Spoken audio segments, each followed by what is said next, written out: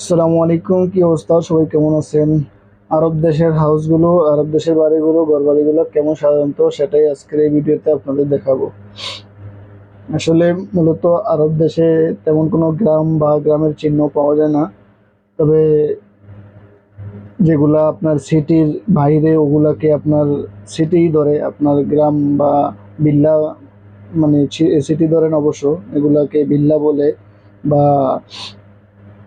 Garden বলে, এরকম আর কি।